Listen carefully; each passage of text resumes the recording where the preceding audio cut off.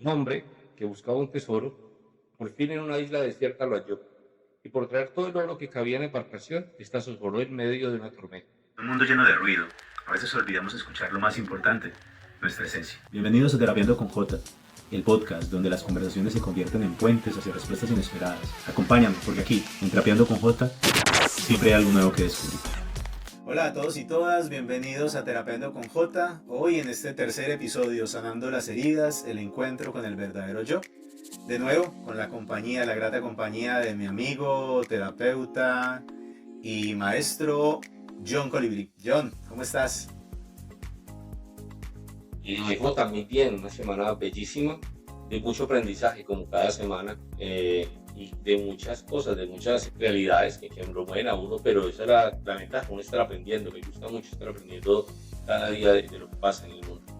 Qué bueno, John. John, cuéntanos, hoy arrancamos de manera diferencial con un cuento corto. Es un cuento de tu autoría y quiero que me cuentes un poquitico de esa faceta, no sé cómo se le llama al que escribe cuentos, no es cuentero. Entonces, cuéntame de esa faceta y cuéntame de ese cuento en particular. O Bueno, la cuéntame. verdad es que como herramienta pedagógica a mis consultas, yo he ido tratando de construir los cuentos que le hagan, que me hagan primero a mí resonancia, porque digamos que todo este proceso lo he construido para mí. Y entonces en algún momento de mi vida yo traté de todo colocarlo en torno a conseguir dinero. Y tal vez me coloqué tanto dinero hasta que la embarcación se me hundió. O sea, toda mi vida se hundió porque no me preocupé sino por echar dinero. Y creo que de allí nació este cuento.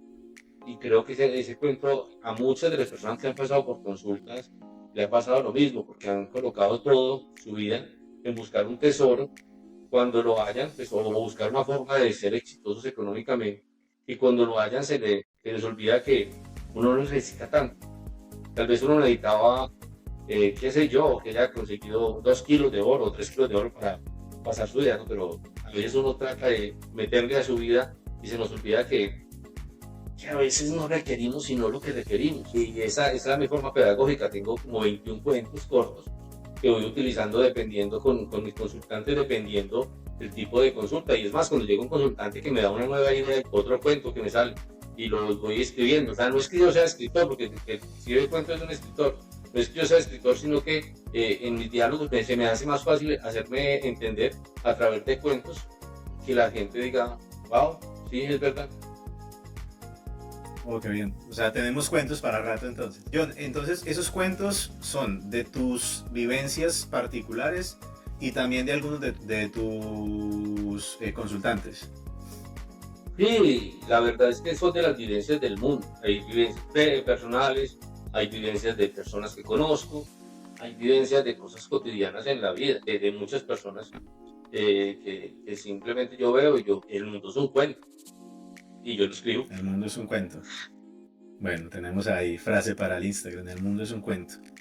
Bueno, John, muchas gracias por estar acá de nuevo con nosotros. Gracias por compartir esta nueva faceta que incluiremos dentro de nuestro programa.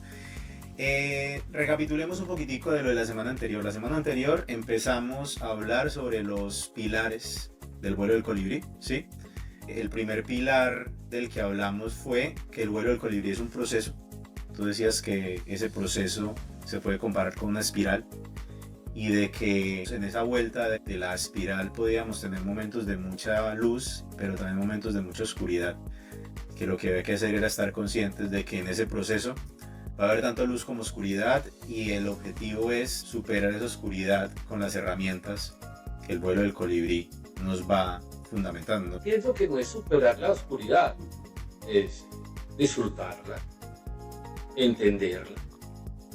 O sea, que no nos dé miedo, nosotros tenemos mucho miedo. O sea, entender que eso es como cuando uno ya se monta en una montaña rusa, o en un caso que uno sabe que van a haber subidas y hay fácil, y que después viene la bajada y que hay adrenalina, y hay momentos en que inclusive hay unos que lo voltean a uno 360 grados, y uno sienta que es parte del juego. Sí, uno lo va a sufrir, o sea, igual siente, pero que uno sabe que está seguro porque eso es parte del O sea, juego. Entonces, el mensaje es disfrutar el proceso. exacto, básicamente eso. Vale. El segundo Disfrutemos. pilar, decíamos, era la importancia del equilibrio de los cuatro vehículos inferiores, ¿cierto? y de que somos almas que saben. El objetivo es el equilibrio. El equilibrio. Y hablábamos como última parte de esos 3 pilares de la vasija rota, donde hay un reel por ahí en Instagram mío, equivocándome con la respuesta, que ya me pasa constantemente. Entre vaciar o enmendar la vasija cuando hay que curarla, ¿cierto? Mi respuesta inmediata, automáticas, que suelen ser las respuestas que generalmente damos, era de que si hay algo averiado, pues hay que arreglarlo. Pero nunca pensamos, o personas, pues me pasa, en qué es lo que necesita previo a repararse, ¿sí? No puedo arreglar un motor sin sacarle el aceite antes de abrirlo. No puedo curar una vasija sin haber vaciado lo que hay dentro de ella. Muy bien, sí, vamos bien. Vale, encontraremos. Entonces, bueno, para este nuevo episodio, el objetivo es tratar la identificación de las heridas emocionales. John, cuéntanos, ¿qué es o cómo se hace el tema de la identificación de las heridas emocionales?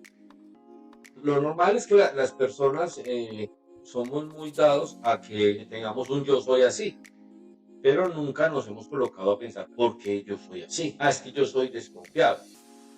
Yo soy, no sé, ayúdame con yo soy. Yo soy mal geniado. Yo soy asocial. Yo soy, ayúdame, no sé. Yo soy coqueto. Yo soy coqueto. Yo soy desorganizado. Yo soy desorganizado, total. Usted no sabe quién soy yo. Eso. No, mentiras, es otra cosa. Pero sí, el yo soy mal aceptado. Entonces, el yo soy irresponsable. Es porque yo mismo lo he construido y porque las personas me lo han metido también. O sea, nuestra construcción fue una respuesta frente a un momento doloroso que tuvimos en la vida. Frente a ese momento doloroso, la gente dice, pero a mí me pasó lo mismo y yo no soy así. Sí, cada quien frente a un estímulo resuelve las situaciones de manera distinta. Yo te decía a ti, metemos a 9 niños para tomar la teoría del enneagrama de la personalidad, que son 9 tipos de personalidad.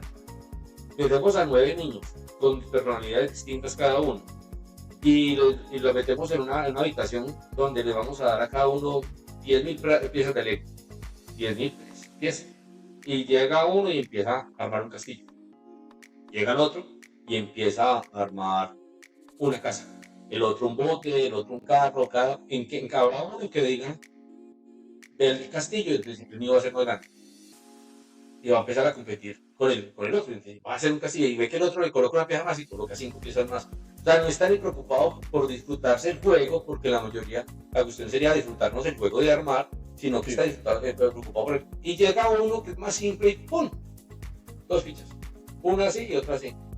Dice, un avión, y empieza a jugar desde el principio, o sea, él no se coloca a perfección. Ese tipo de personalidad hace que todo lo vio simple y colocó 2 fichas. Claro, después se acaban las fichas y ya no le quedó ninguna ficha. Y dice, yo no hice sino este avioncito y no me dejaron fichas. Pues bueno, eso fue lo que él decidió y con eso, ¿a qué me refiero? Que nuestras heridas han determinado que yo soy una personalidad, pero esas heridas nunca nos hemos pensado por qué reaccionamos así. Y allí traigo a colación a Chaplin, mi perro. Es un pitbull asesino, entre comillas, porque duerme al lado de nosotros y parece un bebé, persona que viene, trae el juguetico. Él nunca atacaba a nadie y nunca atacaba a los perros. Él salía, veía un perro y él nos sacaba la pelota porque jugara con él. Y todo, así pasó hasta los 6 meses. ¿Qué pasó? Que a los 6 meses lo lleva al parque y un perro lo mordió. Lo volvió a nada, o sea, lo atacó muy feo. Y el perro apenas me miraba como quien dice, ¿por qué me está atacando si éramos amigos? Y después pasó otro ataque de otro perro. Y los perros lo atacaban porque sentían miedo, porque Chaplin es muy grande, sentían miedo de Chaplin. Al 4.º ataque, Chaplin sacó su instinto y se defendió. Y cuando se defendió, vio que no le dolió. Dijo, wow, me atacó, pero ya no me dolió porque yo ataqué. Entonces él ahí aprendió y ya su herida, antes que era una herida de desconfianza, de miedo y sentía, ya su herida se convirtió en una herida que el mismo miedo hizo que sacara su rabia y entonces de aquí en adelante Chaplin, el pobre Chaplin ya no tiene amigos perros, porque todos los perros que lo ven lo quieren atacar y apenas medio él se siente atacado, ataca. Y allí Chaplin se inventó que es violento con los otros perros. La herida de violencia y de rabia que tiene Chaplin ahora fue una herida de ataque, una herida de donde sentía que los perros no lo quieren. Y entonces la gente dirá, ¿y usted no está comparando con un perro? Pues lamentablemente en la mayoría de nuestras heridas fueron hechas porque alguien nos pegó, alguien nos insultó, alguien se burló de nosotros, alguien nos abandonó. Entonces hay una herida de abandono. Y cuando hay una herida de abandono yo puedo reaccionar de dos formas. Entristecerme, irme por un rincón y llorar. Es una forma, no abandonar. Y pensar que todo el mundo me abandona, entonces no vuelvo a confiar en nadie.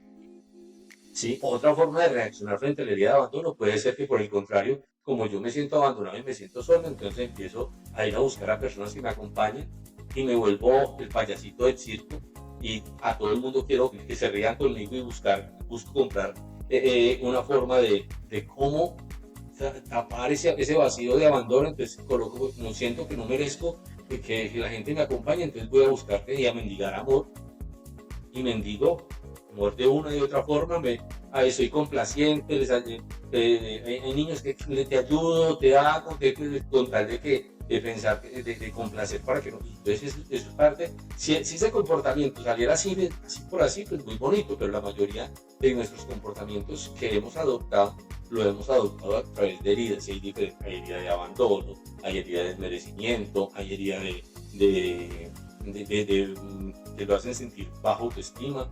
Yo mismo he creado esas heridas en mis hijas. O sea, y las he creado de manera inconsciente. Y las he creado sin darme cuenta. Después digo, yo generé una herida en mi hija que hace que sea insegura. ¿Sí? John, yo te pregunto, porque cuando en muchas ocasiones nosotros no identificamos que tenemos esas heridas y obviamente no generamos herramientas para contrarrestarlas, ni nos analizamos, ni hacemos la tarea de encontrar la mejor versión sobre la base de sanar nuestras heridas. Pero también está la otra parte, en el que eres tan consciente de todo lo que te dañó que te propones no serlo, pero terminas haciéndolo. Lo digo por experiencia propia. La primera vez que yo tuve la oportunidad de visitar a un psicólogo, lo hice fue por eso. Porque en niñez tuve muchos episodios de violencia. Era algo muy típico en los 80, principios de los 90. Que las familias se forjaban a través del macho alfa, del padre autoritario, de la madre sumisa, de los hijos que eran parte de esa familia nuclear, pero el hijo realmente nunca tenía un papel trascendente dentro del hogar. Era algo que estaba ahí.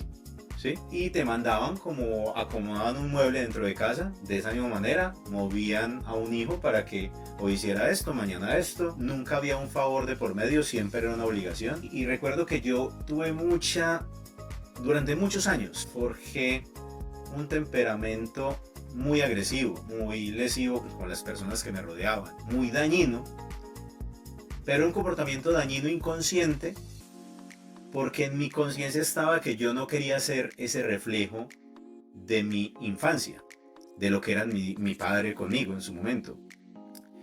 Y aunque yo no tenía todavía, nunca fui violento con mis hijos, sí tuve episodios de violencia con mis hijos y también con mi familia en general. Busqué muchas herramientas. Tengo hasta un tatuaje que me dice de un vikingo preso en un escudo celta, que representaba que ese vikingo que había en mí nunca iba a salir. Pero cuando tenía momentos de verdad donde tenía que demostrar que eso no era yo, siempre resultaba siendo más de lo mismo. Y de ahí una frase que alguien me dijo algún día y me quedó ahí, que lo que resistes persiste. Yo me resistía tanto a hacerlo que me convencía de no serlo, de que aprendí cómo serlo para no serlo y resultaba haciéndolo.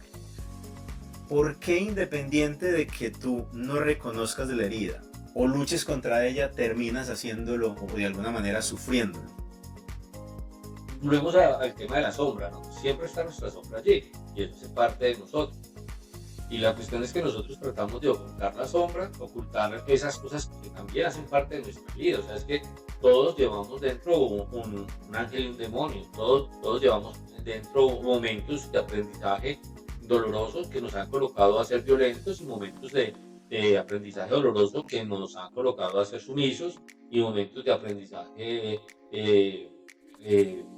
placentero que nos han generado también otras características, porque también nosotros tenemos heridas que nos han generado inclusive resiliencia, y no está mal, es que la cuestión es que esas heridas ya pasaron. uno siempre piensa, debió haber pasado distinto, pero pues pasó así. Y la cuestión nuestra es que normalmente, sí, normalmente nos rechazamos el momento que pasó, pero esa herida, al final de cuentas, ha dado características también que nos ha hecho más fuertes y todo esto. Lo que uno trata es que muchas veces quiere ocultar lo que uno es. Y ocultar, como tú dices, ese pasado. Tú no eres ese violento, tú tienes momentos de violencia cuando, cuando llegan momentos que rompen tu lucidez total. Entonces, ¿qué es lo que hace uno? Aprender a conocerse y aprender a manejar ese. Ejemplo, ese caso sería el arquetipo, sería Hulk, ¿sí? Si yo tengo a Hulk y ya sé que, y yo sé que con yo lo que aprendo es, por ejemplo, las cosas que ya más aprendido desde Forrest Gump. ¿Cuál es la frase en serio de Forrest Gump? Ah, el de Run, Forrest, Run. Corre, Forrest, corre. Mm. Yo muchas veces he aprendido a correr cuando siento que me voy a regresar a ese hombre violento, a ese hombre viejo que también fui. Yo lo que digo es más bien corro, porque en este momento no tengo las herramientas y estoy perdiendo mi. Y corro, me voy.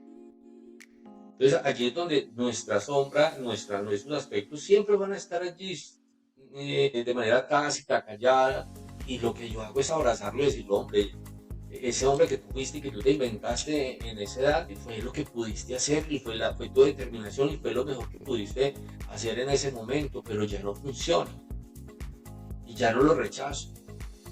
Aprendo a entender que esa herida está allí y que en algún momento podría volver a salir lo más oscuro de John Jairo y lo más violento de John Jairo. Y lo que hago es entenderlo y más bien buscar, ¿sí?, formas de abrazarlo y decirle, no tienes que volver a salir, no es necesario. Pero yo creo que no es rechazar que eso también somos nosotros, eso también lo somos nosotros. O sea, eso también es un claro mensaje para nuestro ego, es que nosotros queremos ser, es que yo ya no soy eso, no. Tú en algún momento puedes volver a hacerlo, tú no eres eso, pero puedes volver a hacerlo, entonces lo que hace es hacer unas alertas tempranas a que puede pasar cualquier cosa. Yo te contaré, cuando yo tuve esa oportunidad de descubrir quién era, uno va evolucionando y se va encontrando facetas de su ser que van saliendo de esa sombra de manera inconsciente. Yo he hecho trabajo desde hace mucho tiempo en mí que hoy me tienen siendo una mejor versión de lo que fui en algún momento. Porque recuerdo, ya ni siquiera con dolor, recuerdo con cierto orgullo haber superado ciertos momentos de mi vida. Hay ejercicios muy particulares que yo utilicé en su momento y que me sirvieron. Me gustaría contarte los ejercicios que yo utilicé y que tú de pronto me recomiendes un par más, porque muchas veces no tenemos acceso a la terapia, muchas otras tenemos miedo de la terapia, de que nos digan la verdad de lo que somos, de eso hablamos en el capítulo anterior. Muchas veces no tenemos la economía para soportar una terapia, ni tampoco tenemos la disciplina para una terapia, porque hay que ser disciplinado. Pero recuerdo que la primera tarea que yo hice cuando estaba desconectado de lo que yo supuestamente quería hacer fue una encuesta. Fue algo hasta muy chistoso, porque imprimí como 20 encuestas con cosas muy particulares de mi vida. ¿Cómo me calificas como amigo? ¿Cómo me calificas como hermano? ¿Cómo me calificas como padre? Se lo puse tanto a los amigos, o sea, las preguntas eran para todos las mismas. Si yo era padre, pues mi hijo, bueno, en ese tiempo estaba muy pequeñito, pero por ejemplo era pareja. Entonces a mi pareja tenía que responder cómo era yo como pareja. Ella tenía información de peso para decir cómo era yo, pero no tenía la misma información que mi madre, pero también a mi pareja en ese momento tuvo que responder de cómo soy yo como hijo, ya como lo veía de afuera. Y a mi madre, y a mi padre, a mi hermano, a mis amigos, como 20 encuestas. Y ya cuando las tenía todas juntas, las abrí, las leí y me encontré una realidad muy compleja. Yo siempre consideré que yo era el mejor amigo de todos. Y cuando mis amigos me mostraron quién era yo y cómo me veían ellos, dije yo, esto está mal. O sea, fue una pela porque hay ejercicios que uno debe hacer cuando está preparado. Ese ejercicio era muy positivo, pero fue extremadamente doloroso, porque me costó muchísimo superar esa verdad. ¿Que me sirvió? Sí, porque fue un golpe de realidad brutal. También, hoy en día entiendo que hay algo también que se llama la ley del espejo, ¿no? Muchas de las cosas que la gente veía en mí, las tenían ellos. Pero pues no era yo quien para juzgar esa situación, tampoco tenía el conocimiento en ese momento. Entonces, esa fue una tarea que fue muy dolorosa. Pero hay una segunda tarea que yo sigo haciendo y creo que es la más positiva que me dejó ese primer momento de verdad, y es escribirme a mí mismo. Escribirme y con el tiempo leerme y entender que había un mensaje que estaba guardado en un momento y que hoy es un mensaje que me alivia y me ayuda. A veces me da respuestas. Lo que contábamos en el primer capítulo. Yo ahorita me escucho en el podcast de hace 3 años y ese Jorge, ese J me dice cosas que hoy necesito. Que en ese tiempo sabía porque necesitaba contenido. Básicamente era eso. Pero hoy me alivia. Entonces, desde mi óptica, esa tarea de investigarse a uno mismo y de escribirte, de tener esa conversación contigo mismo, es súper importante para poder encontrar dónde están las heridas y dónde están las cosas buenas y malas de ti. Dentro de toda tu profesionalidad, de tu conocimiento, ¿cuáles son esas tareas que tú le recomiendas a tus consultantes? Porque yo no llamo pacientes. Sí, pues yo no llamo paciente, porque es que la palabra paciente me dice como que siéntese ahí paciente y que espere que el otro le arregle la vida, que usted es paciente y entonces nos vamos a quedar pacientes toda la vida dando que otro me arregle la vida. Entonces no, los pacientes. Entonces, bueno, a tus consultantes, ¿cuáles son las tareas que tienen que hacer? O a la gente que nos escucha que quiera empezar a ver, bueno, yo tengo momentos de desconexión en los cuales mi comportamiento no es óptimo. ¿Cómo hago para encontrar esa raíz? Lo primero que podríamos hacer es el ir y buscar esas heridas, identificar de esos tipos de heridas. A ver, siempre hay unos síntomas. Los síntomas provienen de las heridas. Por ejemplo, una herida de abandono hace que yo tenga unos síntomas, por ejemplo, de que yo trate de abandonar a todo el mundo. ¿Sí? Yo abandono a todo el mundo. Fácilmente empiezo una relación y cuando menos pienso, me voy. ¿Sí?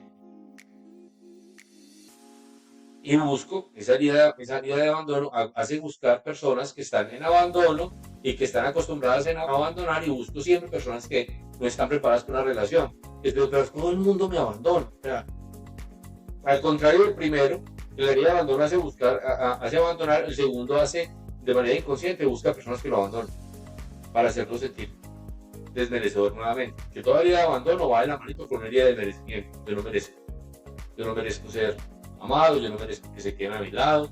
Entonces, por ejemplo, un papá que abandonó al hijo, ese hijo crece y siempre siente que, pues, imagínense, si el papá lo abandonó, si la mamá lo abandonó, si ni siquiera yo merecía que mi papá se quedara a mi lado, mi mamá se quedara a mi lado, pues, ¿qué va a tener el inconsciente de él? Que no merece a nada. Entonces, al no merecer, él busca personas que lo hagan sentir desmerecimiento, de manera inconsciente. Nada de esto es consciente. Uno, de abandonar; otro, de que lo abandone. ¿Sí? Esa misma herida de abandono hace que uno deje las cosas a medias. Porque precisamente siento que no hay que dar todo el esfuerzo, y si uno puede dejar, si tiene que dar las cosas a medias, las dejo a medias. Entonces, allí hay diferente, hay heridas la procrastinación tiene también una raíz emocional. Sí, claro, y la procrastinación es una herida donde tal vez, por ejemplo, en vez de que es de la herida de abandono, es una herida donde a usted le pidieron tanto, ¿sí? Tanto que siempre le exigieron, una herida de exigencia, le exigieron ser el mejor, entonces usted siempre todo lo quiere hacer y tiene miedo a fallar, porque como siempre lo castigaron, o sea, cada que lo corregían exigiendo una herida de exigencia. Yo soy procrastinador, vamos y buscamos por qué procrastinas. Y puede que la procrastinación sea más porque en verdad tú no quieras terminar nada y lo dejas a medias, o por el contrario, tienes tanta presión toda tu vida, tienes tanta presión para hacer las cosas bien, que te da miedo fallar. A cada cosa hay que ir a buscar de dónde viene y cuál es el tipo de herida que tenemos, y allí es donde lo que hace el psicólogo es acompañarte en ese viaje para que, según tu historia, develes de dónde viene la herida y cuál es el tipo de herida o las heridas que tenemos, y que te reconcilies con ellas, porque mal o bien, esas heridas te volvieron la persona que eres y estás viviendo hoy. Y has tenido también, la mayoría vemos las cosas, esas heridas como malas, ¿no? Esas heridas me han vuelto también capaz, me han vuelto organizado, me han vuelto, que así sea desorganizado, pero hago las cosas, me han vuelto responsable. O sea, esas heridas han dado cosas buenas. Sí, total, es eso. ese yo que se ha construido está con una cantidad de cosas positivas o bellas y otras que no son tan perfectas, pero también hacen parte de ese panorama que soy yo. Esas son nuestras heridas. Esas. El cómo salen es el apoyo que requieres para que digas, bueno, para que mis heridas yo las identifico. Podríamos hacer ya un programa completo de herida por herida, cómo funciona y cómo las identifico. Inclusive eso lo podríamos hacer. Pero lo importante ahora es que la gente identifique que en esta parte del proceso del vuelo del colibrí, lo que hacemos es que las personas identifiquen sus heridas, las abracen, porque aquí es de abrazar. Aquí no es de rechazarles. Bueno, mal o bien, en esa parte de rechazar a todo el mundo, hizo que yo me construyera con esa desconfianza de todo el mundo, pero también me ha protegido y me ha servido. Perfecto, está muy bien, John. Entonces, sabemos que nuestro cuarto pilar en el vuelo del colibrí es la identificación de las heridas emocionales, ¿vale? Pero dentro del proceso del vuelo del colibrí, que esto, no sé si de pronto lo hemos dicho, esto es un proceso que tú haces con las personas, ¿cierto? O sea, hay un modelo del vuelo del colibrí, el abrazo del colibrí, ¿cierto? Que incluye todos estos 11 pilares. ¿Cómo funciona eso? O sea, cada uno de estos pilares tiene unas tareas fundamentales, tiene una especie de cursos, o ¿cómo funciona esto dentro de la propuesta que tú haces de crecimiento personal? Básicamente, yo pienso que cada terapeuta tiene un modelo. Hay psicólogos que son clínicos, psicólogos que son organizacionales, de diferentes formas. Los psicólogos que vamos por la parte clínica o terapéutica tenemos diferentes enfoques. Hay enfoque cognitivo-conductual, hay enfoque gestal, hay enfoque analítico, hay enfoque conductista, bueno, diferentes enfoques, ¿sí? Yo lo que he hecho es coger como unos enfoques como el que es el analítico y un poquito de la gestal, y un poquito, yo podría decir que soy ecléctico, ¿no? Yo he cogido lo que me funcione y he montado, ¿sí? He montado un proceso, y a mi proceso le di un nombre. Pues es que la cuestión es que no todos simplemente le dicen, yo tengo un proceso terapéutico basado en esto. Yo pues, soy más loco y le dije, mi proceso se va a llamar el vuelo del colibrí. Pero en sí, básicamente es un proceso de acompañamiento psicológico que sin darse cuenta, pues, si yo le digo al paciente, vamos a vivir estos 11 tópicos y todo eso, la gente dice, no entiendo. Yo sí entiendo para dónde vamos y lo voy acompañando. Lo que pasa es que yo lo escribí y sé para dónde quiero ir con cada persona. Y sé que desde mi perspectiva, ¿qué requiere? Requiere primero entender que un proceso de acompañamiento es un proceso. Esto no es mágico. Segundo, de todo lo que estamos viendo. Entonces, eso es el vuelo del colibrí. Un proceso de acompañamiento psicológico para que la gente vuelva a encontrarse con el yo primario y construya un nuevo yo y que se enamore de la vida, básicamente para vivir tranquilo. Eso es el vuelo del colibrí. Que tengo un taller que se llama el abrazo del colibrí, como su nombre es un abrazo es una cosa momentánea, que de 48 horas, donde la gente va y abraza esta dinámica. O sea, si yo haciendo un proceso terapéutico que llevamos meses, ¿sí? Y apenas nos llevamos meses, y apenas estamos generando en 48 horas, yo no voy a cambiar la vida de la gente, pero va a haber, el taller tiene un abrazo como para que tú en las 48 horas en un ambiente artificial regulado, digas, wow, así se puede vivir. Dios, sí, así se puede vivir. De ahí van a salir herramientas. Nosotros en el taller entregamos 35 herramientas, pero esas mismas 35 herramientas te las estoy entregando yo semana tras semana a una persona que no es un consultante. O sea que es imposible que el taller cambie la vida de una persona, pero va a hacerle ver un abrazo, como decir, si yo puedo vivir así, entonces ¿qué tengo que hacer? Pues voy y busco terapia, voy y busco acompañamiento, no con Yogairo, con el que quiera, pero puedo ir a buscar esas herramientas y usarlas y cambiar mi vida. Entonces ahí eso es lo que hay que diferenciar. El vuelo del colibrí es un proceso de acompañamiento psicológico a largo plazo. El abrazo del colibrí es un abrazo de 48 horas donde tú dices, ay marica, ¿se puede vivir así? Sí, sí se puede. Entonces esa es la gran diferencia. Saben, si quieren conocer de estos 11 pilares, el vuelo del colibrí en su totalidad, nos pueden seguir escuchando. Y si quieren ese abrazo, por ahora solamente estamos en Colombia, ¿no, John? Sí, por ahora, pero del resto del mundo. próximamente en España, porque vamos a armarlo allá contigo, vamos a hablar, a abrir el taller, el abrazo del colibrí, 48 horas en un sitio.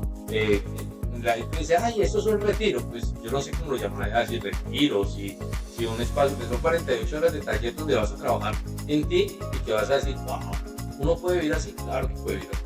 Bueno, ya, y más adelante les estaremos dando más información. Por ahora, en Colombia, lo pueden seguir en sus redes sociales, que ya no las sabemos.